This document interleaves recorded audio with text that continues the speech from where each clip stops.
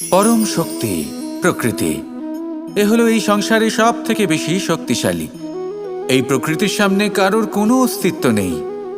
এই প্রকৃতি আমাদের জীবন যাপনের জন্য অসংখ্য সম্পদ প্রদান করেছেন, আর তার সাথে এই বিষয়টার দিকেও বিশেষ যত্নবান হয়েছেন যে আমরা যেন এর মোহজালে ফেঁসে না যাই।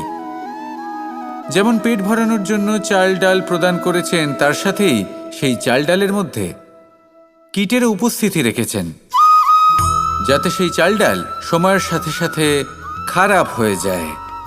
উচিত সময় যদি গ্রহণ না করেন তাহলে সমস্ত সবজি নষ্ট হয়ে যাবে।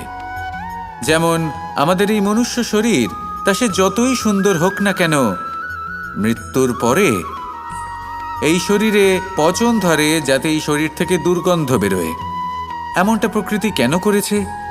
যাতে আমরা যত শীঘ্র সম্ভব সেই দেহের অন্ত্যেষ্টিক্রিয়া করতে পারি, তাকে বিদায় জানাতে পারি, আর তাকে পঞ্চমহাভূতে বিলীন হতে দিতে পারি। প্রকৃতি যেটা করছে সেটা অনুচিত নয়। প্রকৃতি এই কারণে এমন করে যাতে আমরা কর্মবন্ধনে আবদ্ধ থাকি, মোহর বন্ধনে নয়। যেমন ধরুন এই শস্য, ধরুন আপনি চেষ্টা করছেন এই শস্য পেতে এবং আপনার জীবনে সেই শস্য আপনি লাভ করছেন অত্যাধিক মাত্রায়, তাহলে তা ভোগ করুন আর বাকি শস্যটা সবার মধ্যে ভাগ করে দিন, যাতে অন্যেরও পেট ভরে তাতে। যদি আপনি সাফল্য লাভ করেন, শ্রেষ্ঠ কর্ম করেন, শ্রেষ্ঠ ব্যক্তি হয়ে ওঠেন, তাহলে কখনো অহংকার করবেন না, অহংকারী হয়ে উঠবেন না। সেই সাফল্য, সেই শ্রেষ্ঠত্বর সদ্ব্যবহার করুন অন্য কারোর জীবন প্রকাশময় করার জন্য। তবেই আপনার সেই সাফল্য, আপনার শ্রেষ্ঠত্ব জীবনে আরো ঊর্ধ্বমুখী হবে। সবার শেষে আমরা সবাই পঞ্চমহাভূতে বিলীন হয়ে যেতে চলেছি।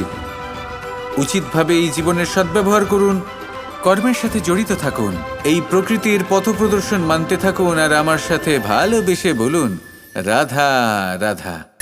আমাদের জীবনে 7 ধরনের সুখ আছে, আর সেগুলো লাভ করার জন্য আমরা অত্যন্ত প্রচেষ্টা করি। কিন্তু কোনো প্রচেষ্টা করার পূর্বে তা কিভাবে করব সেটা বোঝা খুব প্রয়োজন, আর সেখানেই আমরা ভুল করে থাকি। যে কাজটা আমাদের পরে করা উচিত সেটাই আমরা আগে করে বসি। আপনাকে স্পষ্ট করে বোঝাই, প্রত্যেক সুখের সাথে 2টি ক্রিয়া জড়িত থাকে। এবার যখন আমরা ধনের কথা বলি, তখনও 2টি ক্রিয়া জুড়ে থাকে।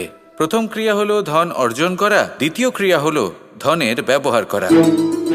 আর জীবনে ধনের ব্যবহার করার পূর্বে ধন কিভাবে অর্জন করতে হয় তা শেখা অত্যন্ত প্রয়োজনীয়। আমরা মন্দিরে যাই, ভগবানের আরাধনা করি, তার জন্য পুজো করি, ওনাকে প্রসন্ন করতে চাই, কিন্তু তার আগে ভগবানের ওপর আস্থা রাখা প্রয়োজনীয়। যদি আপনার অটল বিশ্বাস থাকে, তবেই আপনি প্রকৃত ভক্ত হয়ে উঠতে পারবেন। এবার যদি আপনি বক্তা হয়ে থাকেন, শ্রেষ্ঠ বক্তা হতে চান, এই সংসারের সামনে নিজের বক্তব্য রাখতে চান, তাহলে কথা বলার পূর্বে কথা শুনতে শিখুন। তবেই আপনি একজন শ্রেষ্ঠ বক্তা হয়ে উঠতে পারবেন।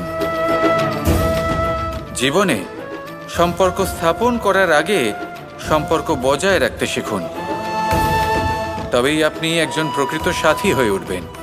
জীবনে পরাজয় মানার পূর্বে বিজয়ী হওয়ার চেষ্টা কিভাবে করতে হয় সেটা শিখুন। তবেই আপনি একজন নিপুণ ব্যক্তি হয়ে উঠবেন।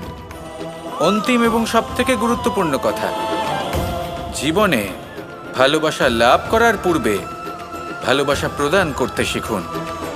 তবেই আপনি একজন প্রকৃত প্রেমী হয়ে উঠবেন। আসুন আমার সাথে ভালোবেসে বলুন, রাধা রাধা।